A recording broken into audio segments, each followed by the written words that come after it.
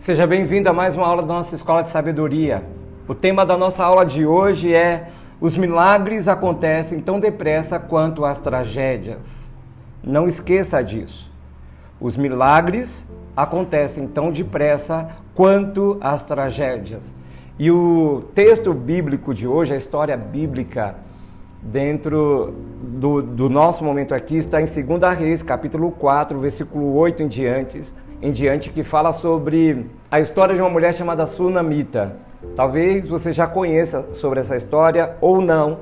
Se você não conhece ainda, vai passar a conhecer hoje. Em 2 Reis, capítulo 4, versículo 8, diz o seguinte: certo dia Eliseu foi a Sunem, onde uma mulher rica insistiu que ele fosse tomar uma refeição em sua casa. Depois disso, sempre que passava por ali, ele parava para uma refeição. De modo que ela disse ao marido: sei que esse homem que sempre vem aqui é um santo homem de Deus. Vamos construir lá em cima um quartinho de tijolos e colocar nele uma cama, uma mesa, uma cadeira e uma lamparina para ele. Assim sempre que nos visitar, ele poderá ocupá-lo. Olha que coisa interessante. Sulamita reconhece aquilo que Eliseu carregava em si. Eu reconheço que ele é um santo homem de Deus. E não dá para reconhecer ou conhecer algo em alguém sem conviver primeiro com esse alguém.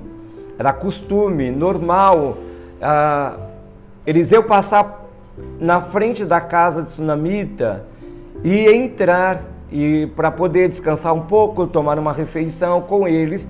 E o comportamento, o jeito que Eliseu falava, que se comportava, interagia com a sua família, da forma que ele se comportava dentro da sua casa, ela então, olhando para ele nesse aspecto, diz: eu sei que ele é um santo homem de Deus, através das suas atitudes. Às vezes nós achamos um homem ou uma mulher e chamamos essas pessoas de homem ou mulher de Deus só pelo momento que elas estão pregando ou trazendo uma revelação ou, sei lá, trazendo uma palavra profética, fazendo alguma coisa que a gente olha e fala assim: nossa, esse é o homem de Deus. Na realidade, essas credenciais ou essa credencial, ela só pode ser vista no dia a dia, na convivência, porque as pessoas às vezes olham para algumas pessoas pregando em cima de um púlpito, numa reunião, e colocam o título como homem, mulher, jovem, uma jovem de Deus, um menino de Deus, mas quando vão conviver com essas pessoas no seu dia a dia, esse título é retirado, ele some, e quando essas pessoas estão pregando novamente, não é da mesma forma que está sendo visto. Por quê? Porque as suas ações, as suas atitudes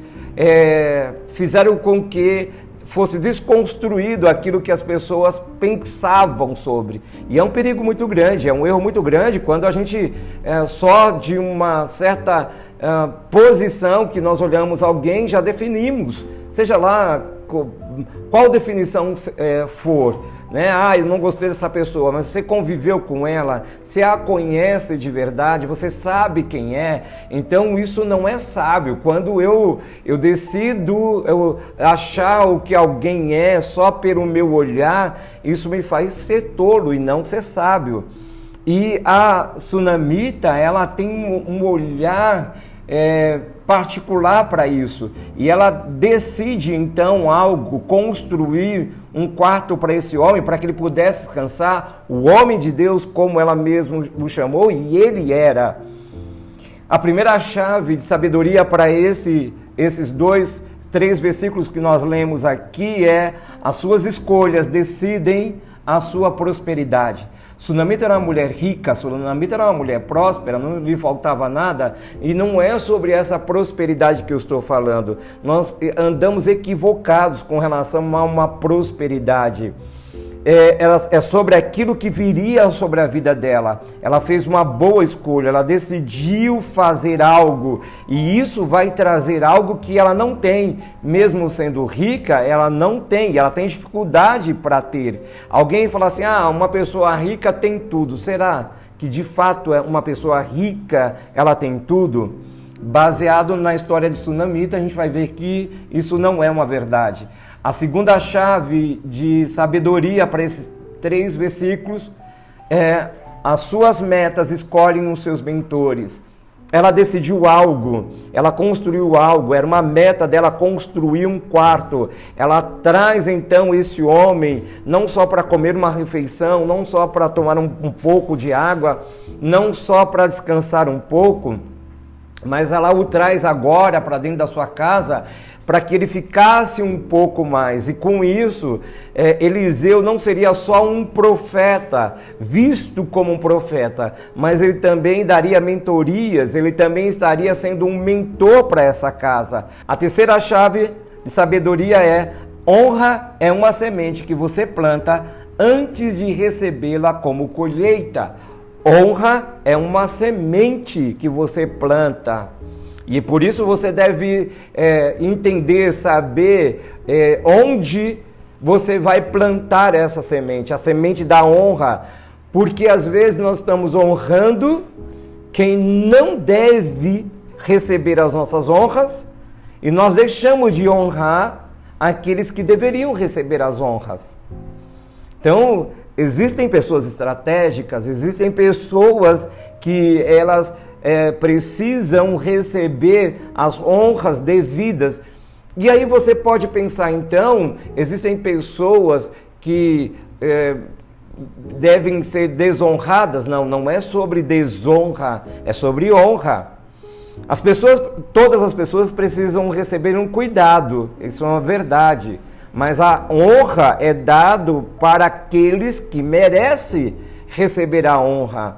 Nenhum atleta, nenhuma pessoa que não competiu, que não participou de uma corrida, um esporte específico, seja natação, ciclismo. Então uma pessoa que não compete, ela não vai receber uma medalha, ela não vai receber um troféu, não é? Então honra a quem tem honra, a quem deve honra. E o texto continua dizendo o seguinte: um dia, quando Eliseu chegou, subiu ao seu quarto e deitou-se. Ele mandou o seu servo Geazi chamar a Sunamita. Então ele a chamou, e quando ela veio, Eliseu mandou que Geazi dissesse a ela: você teve todo este trabalho por nossa causa. O que podemos fazer por você? Quer que eu interceda por você junto ao rei, ao comandante do exército? Ela respondeu: estou bem entre a minha própria gente. Mais tarde, Eliseu perguntou a Geazi: o que se pode fazer por ela? Ele respondeu: bem, ela não tem filhos e seu marido é idoso. Então Eliseu mandou chamá-la de novo. Geazi a chamou e ela veio até a porta. E ele disse: por volta desta época, no ano que vem, você estará com um filho nos braços. Ela contestou: não, meu senhor, não iludas a tua serva, ó homem de Deus. O que é interessante é que aqui se revela aquilo que era uma necessidade. Por mais que ela fosse próspera, por mais que ela tivesse condições financeiras, havia uma falta, uma necessidade na vida dela. E é interessante porque ele não pergunta nada para ela, se ela deseja ter um filho, há quanto tempo ela está buscando isso. Simplesmente ele libera uma palavra sobre a vida dela, uma palavra profética sobre a vida dela, e ela então provavelmente Sunamita já tinha tido outras pessoas, já tinha ouvido algumas outras palavras, alguém que a iludiu ou talvez gerou nela uma esperança e que não aconteceu. Então ela olha para ele e diz assim: não mintas para a tua serva, não iludas a tua serva. Ela se coloca como serva, ela não, e ela o reconhece, você é homem de Deus, mas eu não quero ser iludida, porque já teve pessoas que me falaram algumas coisas e não aconteceram, e eu não quero passar novamente por isso. E ele disse, por volta desta época, eu te afirmo isso, uma coisa que você precisa entender aqui dentro da chave de sabedoria para esses textos, as suas palavras são sementes das suas emoções.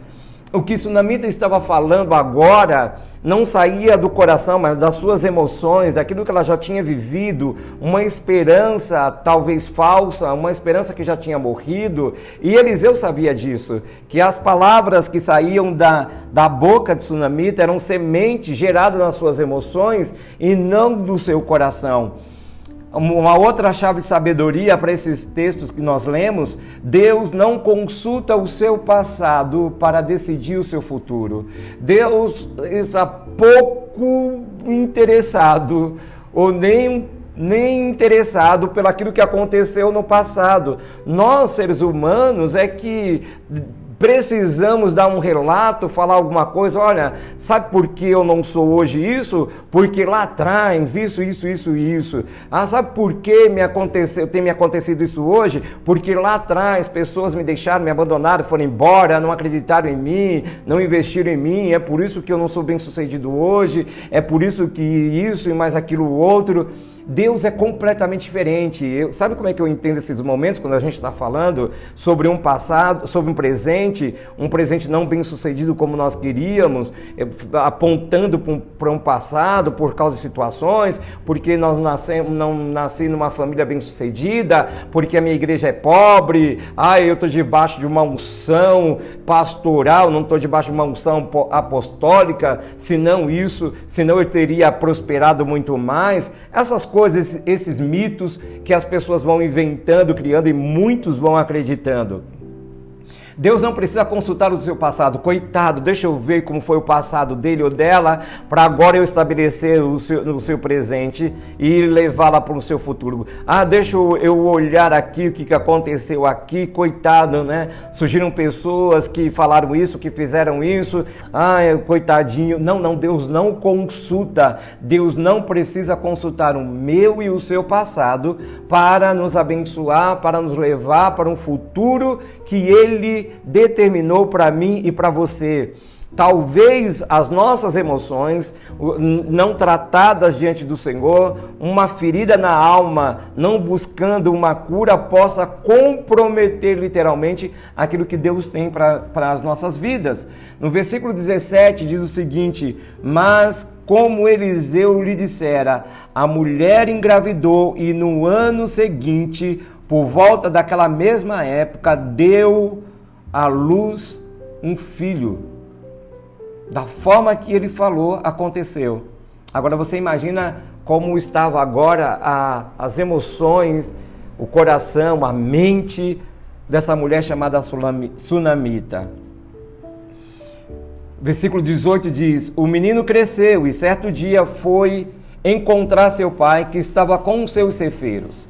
De repente ele começou a chamar o pai, gritando: ai minha cabeça, ai minha cabeça.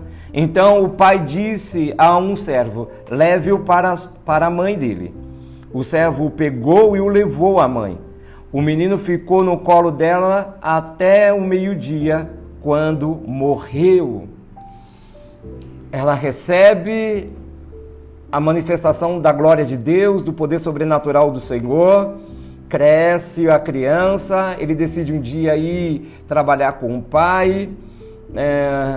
Era um tempo que o pai estava trabalhando intensamente, não podia deixar as coisas que estava fazendo, mas pediu para alguém que o levasse até a sua mãe. Ela acho que tentou acalmar, dando remédio, uma série de coisas, mas a cabeça não passou e o fato é que a criança morreu. E aí Sunamita tem uma atitude extraordinária. Ela subiu ao quarto do homem de Deus, deitou o menino na cama onde Eliseu costumava dormir quando passava por ali. no quarto, no ambiente que ela recebeu uma palavra profética. Ela saiu e fechou a porta. Isso me chama a atenção, fechar a porta, uma atitude de inteligência aqui.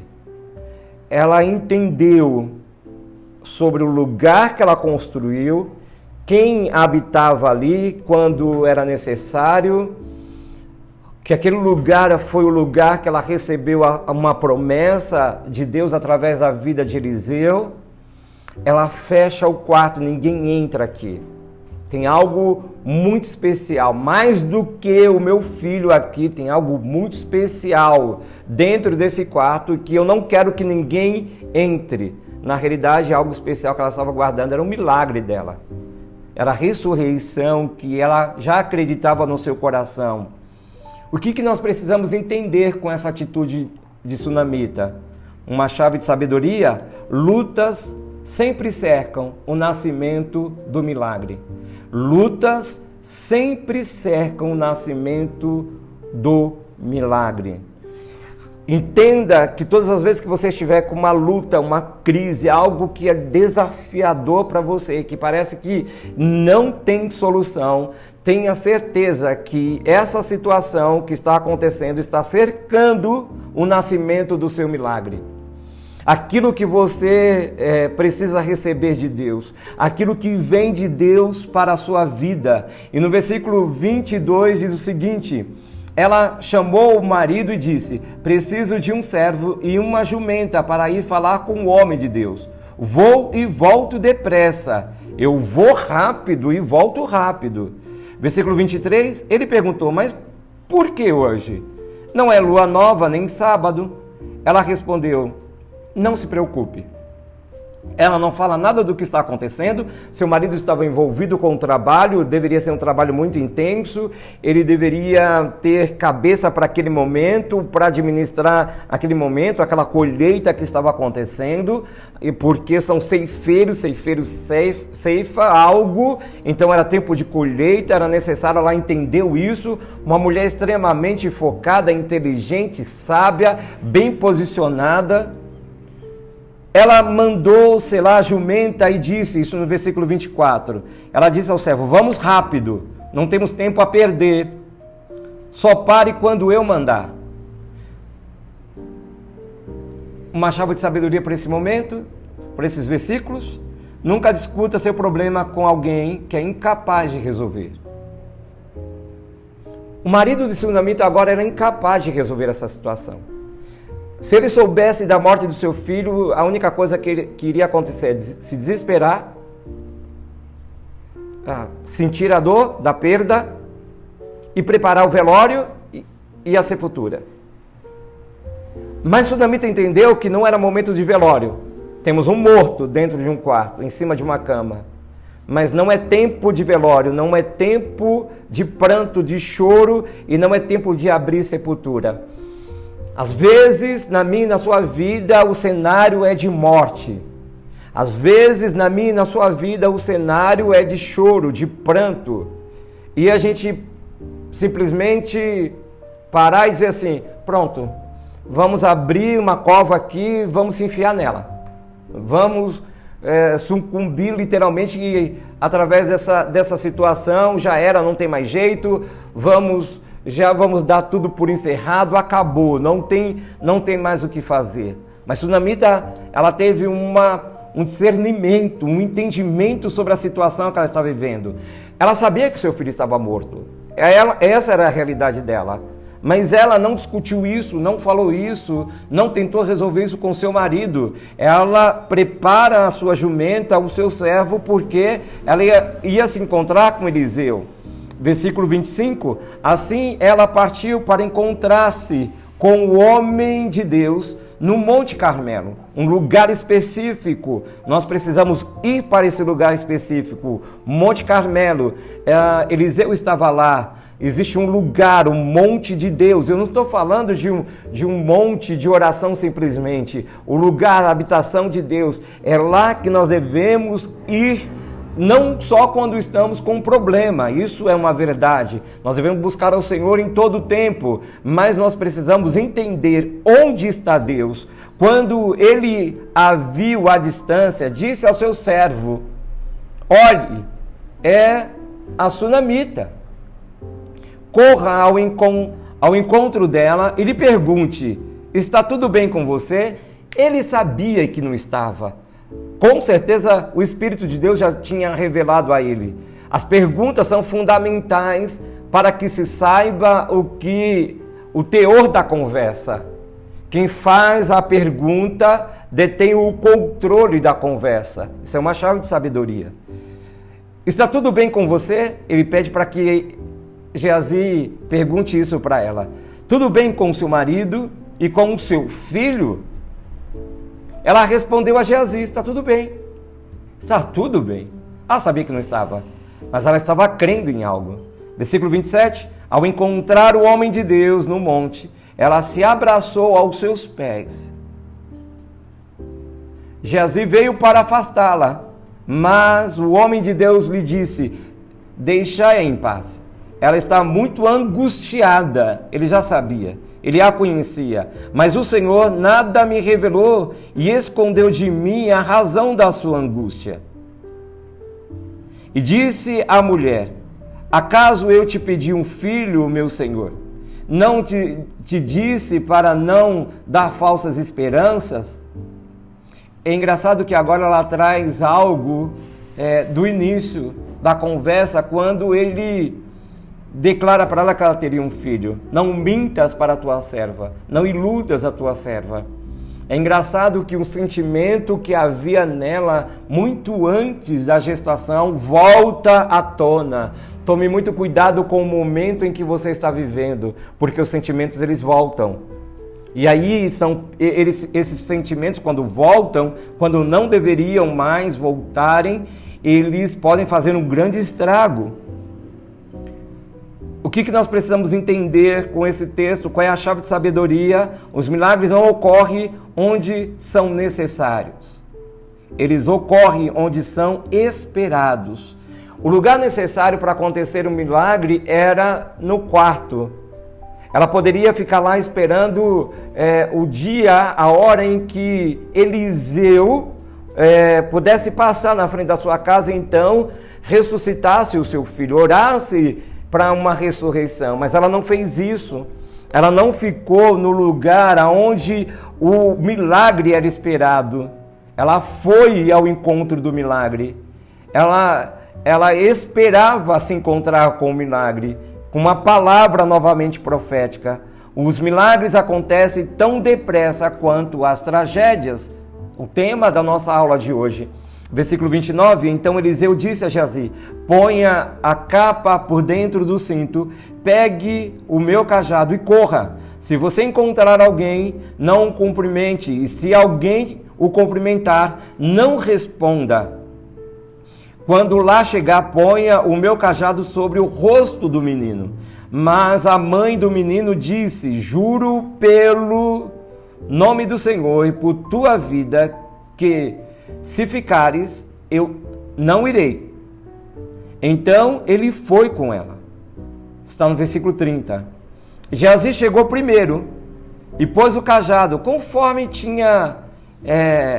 o homem de Deus tinha estabelecido.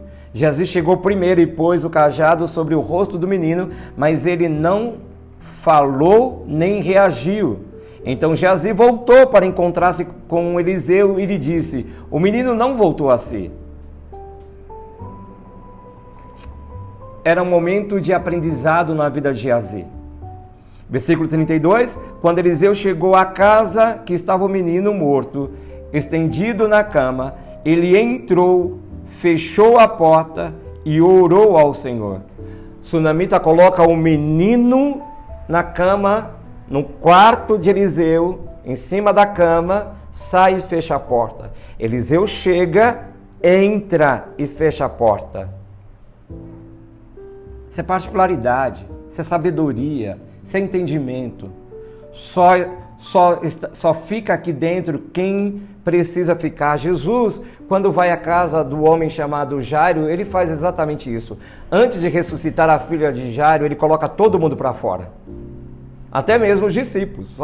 Só convida alguns para estar com ele. E ele entra ali com o pai, com a mãe e alguns discípulos e acabou. Só fica aqui dentro quem crê em milagre, quem não vai atrapalhar o processo.